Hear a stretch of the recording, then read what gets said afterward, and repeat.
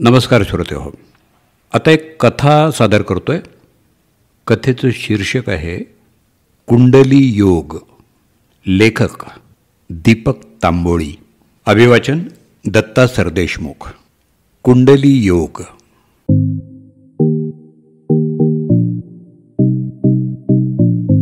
श्री गणेश ज्योतिष कार्यालय ही पाटी वाचून मी आत शिरलो.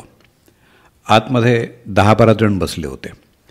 त्यातल्या एकाला मी गुरुजी आहेत का असं विचारलं. त्यानं होकारार्थी मान हलवली. आतल्या खोलीतून कोणाच्या तरी बोलण्याचा आवाज येत होता. बहुतेक गुरुजी कोणाला तरी भविष्य सांगत होते. बाहेरच्या गर्दीवरून गुरुजी चांगलेच प्रसिद्ध ज्योतिषी असावेत असा अंदाज येत होता.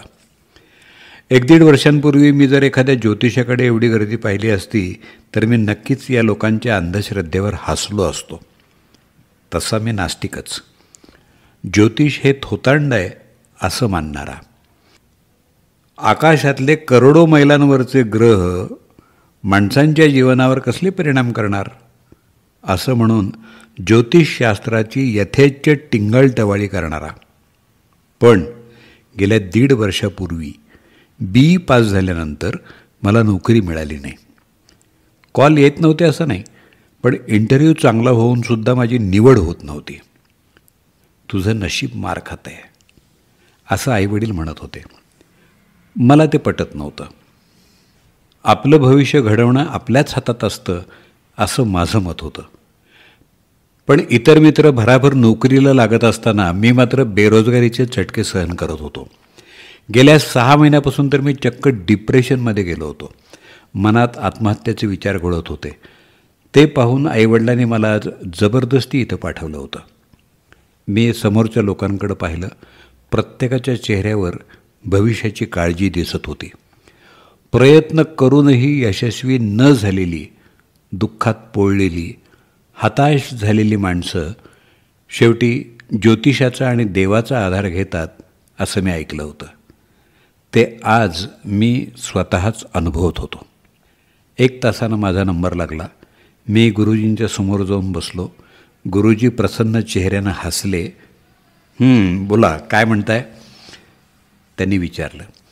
मी माझी पत्रिका त्यांच्यासमोर ठेवली.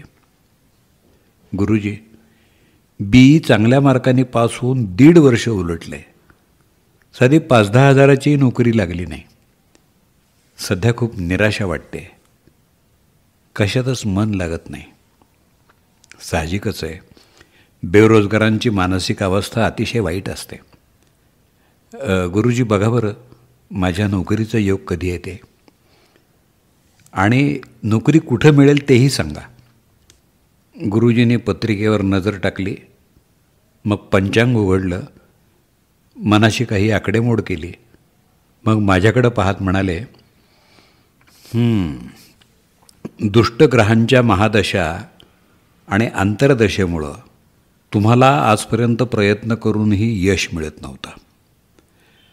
पण आता 21 ऑगस्ट नंतर चांगले योग आहेत. नोकरी दक्षिण दिशेला मिळेल. पण तुम्ही फार काळ नोकरी करणार नाही. स्वतःचा व्यवसाय सुरू कराल. बापरे, म्हणजे अजून 6 महिने वाट पाहिजे? मी थोडं अविश्वासानं म्हटलं. माझ्या हातात मुंबईच्या 3-4 कंपन्यांचे कॉल्स होते आणि त्यातल्या एकात तरी माझी निवड होईल असं मला वाटत होतं. अर्थात आजपर्यंतच्या अनुभवावरून त्याचीही खात्री वाटत नव्हती. शिवाय आईवडिलांना सोडून साऊथमध्ये जायची माझी अजिबात इच्छा नव्हती. गुरुजींनी खांदे उडवले. म्हणाले, ग्रह तरी तेच सांगतायत. याच्यावर काही उपाय नाही का गुरुजी? करूनही फायदा नाही. नको ती विधी आणि महागड्या रत्नांच्या अंगठ्या सुचवून लोकांना आर्थिक अडचणीत टाकणं मला आवडत नाही. विधिलिखित टळत नाही हेच खरं. 1.5 वर्ष वाट पाहिलीत. 6 महिने अजून पहा. नक्की यश मिळेल. मी निरुत्तर झालो. गुरुजी, आपली दक्षिणा किती द्यायची? गुरुजी हसले. मी बेरोजगारांकडून दक्षिणा घेत नाही. हे माझं एक समाजकार्य आहे असं समजा. नोकरी लागली भविष्य खरं ठरलं की तुमची जेवढी इच्छा होईल तितकी दक्षिणा द्या. ओके. मला आनंद झाला. मी तिथून बाहेर पडलो. उत्सुकतेपोटी मी गुरुजींची माहिती काढली. गुरुजींचं खरं नाव होतं चंद्रकांत, पण त्यांना सगळे चंदू गुरुजीच म्हणायचे. गोरा रंग, देखणा चेहरा, 6 फूट उंची, कपाळावर गंध, मजबूत शरीरयष्टी. गुरुजी मेकॅनिकल इंजिनियर आहेत असं चुकूनही वाटायचं नाही. वय असावं 35-36. माझ्या कुंडलीत नोकरीचा योग नाही असं ते सर्वांना सांगायचे. पण त्यांच्या आईनं त्यांना जळगावच्या बाहेर नोकरीला जाऊ दिलं नाही हे खरं सत्य आहे असं त्यांच्या जवळच्या लोकांचं म्हणणं होतं. एकुलता एक मुलगा, लग्नानंतर 7 वर्षांनी नवसानं झालेला. त्यामुळं त्याला दूर पाठवायला ती माऊली तयार नव्हती. जे काही करायचं ते जळगावातच कर असं तिचं म्हणणं होतं. जळगावात इंडस्ट्रीज नव्हत्या. गुरुजींना सुरुवातीला मुंबई पुण्याला बऱ्याच नोकऱ्या मिळण्याची संधी चालून आली होती, पण आईमुळं ते जाऊ शकले नाहीत. स्वतःच्या भविष्याचा अभ्यास करता करता भविष्य सांगणं हाच त्यांचा व्यवसाय होऊन बसला. मनमानी दक्षिणा त्यांनी कधीही मागितली नाही. तरीही त्यांची चांगली कमाई व्हायची. चांगला अनुभव आलेले लोक त्यांना बराच दानधर्म करायचे. गुरुजींचं लग्न झालं नव्हतं. माझ्या कुंडलीत विवाहयोग नाही असंही ते म्हणायचे. त्यांच्या लग्नाचे अनेक प्रयत्न झाले, पण केवळ लोकांचं भविष्य सांगून उदरनिर्वाह करणाऱ्याला आपली मुलगी द्यायला कोणीही तयार झालं नाही. ही खरी वस्तुस्थिती होती, किंवा मला तशी ती वाटत होती. त्या 6 महिन्यात मी बऱ्याच ठिकाणी मुलाखतीला गेलो. गुरुजींचं भविष्य खोटं ठरवण्याच्या हेतूनं मी इंटरव्ह्यूला जाताना चांगली तयारी करून जायचो. पण मुलाखतीत चांगल्या होऊनसुद्धा माझी कुठंच निवड झाली नाही. 16 ऑगस्टला मला बँगलोरच्या एका कंपनीचा मेसेज आला. 22 ऑगस्टला मुलाखतीला बोलावलं होतं. इच्छा नसतानाही मी गेलो आणि आश्चर्याची गोष्ट म्हणजे सिलेक्टही झालो. सुरुवातीलाच 6 लाखाचं पॅकेज मिळालं. मला खूप खूप आनंद झाला. चंदू गुरुजींचं भविष्य खरं ठरलं होतं. 2 महिन्यांनी मी जळगावला आलो. गुरुजींना मी 1000 रुपये दक्षिणा आणि पेढे तर दिलेच, पण एका हॉटेलमध्ये पार्टीही दिली. त्यानंतर मी अनेक गोष्टीत गुरुजींचा सल्ला घ्यायला लागलो. ज्योतिषाला थोतांड समजणारा मी गुरुजींच्या सल्ल्याशिवाय कोणतंही कार्य करेन असं झालो. त्याचे फायदेही होऊ लागले. त्यांच्या सल्ल्यावरून मी माझ्या लहान बहिणीचं लग्न एका हॉटेल व्यावसायिकाशी लावून दिलं. वर्षभरातच त्यांची भरभराट झाली. दुसरं शानदार हॉटेल सुरू झालं. या लग्नाला विरोध करणाऱ्यांची तोंड बंद झाली. आता घरात माझ्याही लग्नाची बोलणी सुरू झाली. एका मुलीचं स्थळ सांगून आलं. मुलगी सुंदर होती, उच्चशिक्षित होती. माझ्यासह सगळ्यांनाच ती आवडली. मी तिची कुंडली चंदू गुरुजींना जाऊन दाखवली. मुलीचं बाहेर अफेअर आहे, शक्यतो लग्न करू नका, गुरुजींनी सल्ला दिला. त्यांच्यावर विश्वास ठेवून मी मुलीला नकार दिला. आश्चर्य म्हणजे एका महिन्यातच ती मुलगी एका परजातीच्या मुलाबरोबर पळून गेल्याची बातमी आली. मी गुरुजींना लक्ष धन्यवाद दिले. माझं आयुष्य त्याने वाचवलं होतं. नंतर मी गुरुजींच्या सल्ल्यानंच लग्न केलं. माझा संसार सुरळीत सुरू झाला. लग्नानंतर 3 वर्षांनी मला पुण्यात स्वतःची फॅक्टरी सुरू करायची संधी मिळाली. बंगलोरची नोकरी सोडून मी पुण्यात स्थायिक झालो. गुरुजींचं हेही भविष्य खरं ठरलं.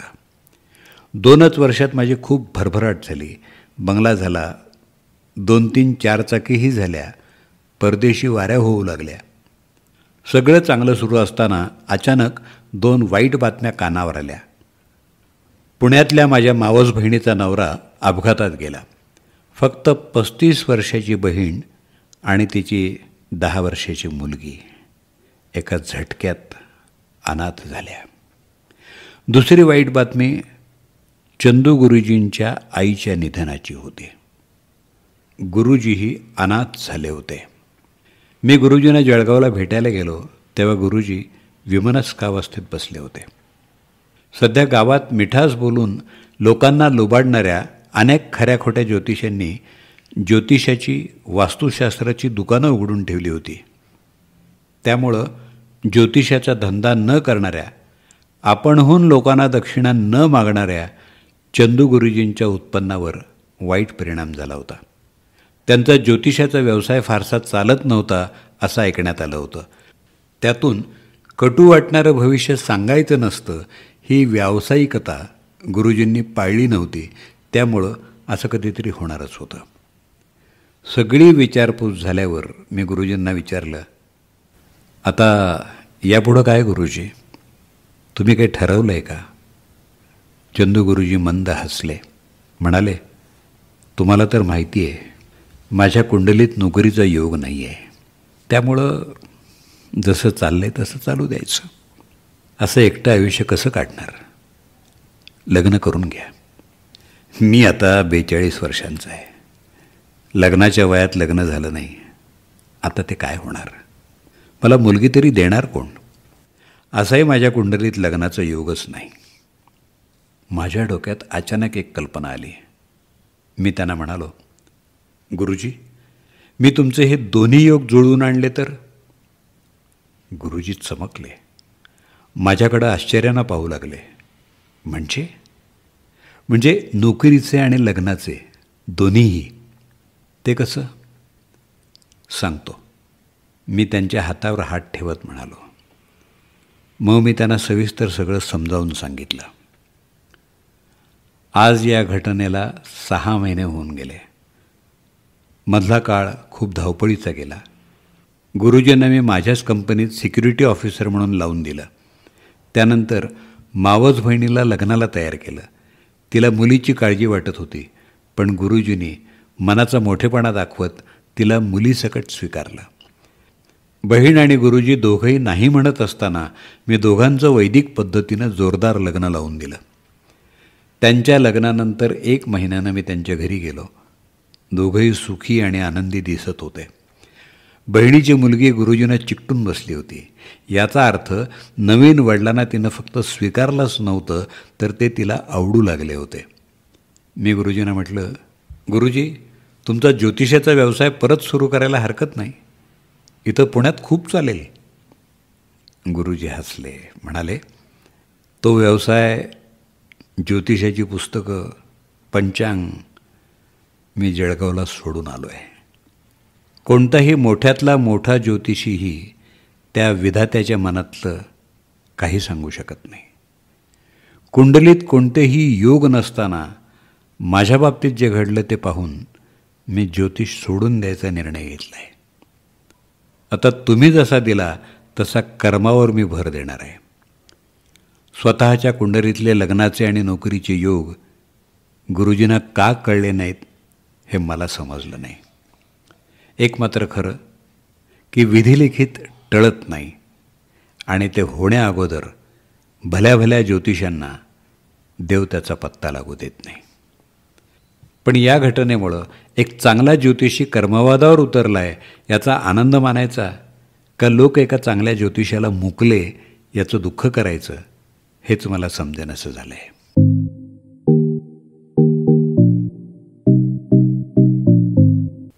कुंडली योग.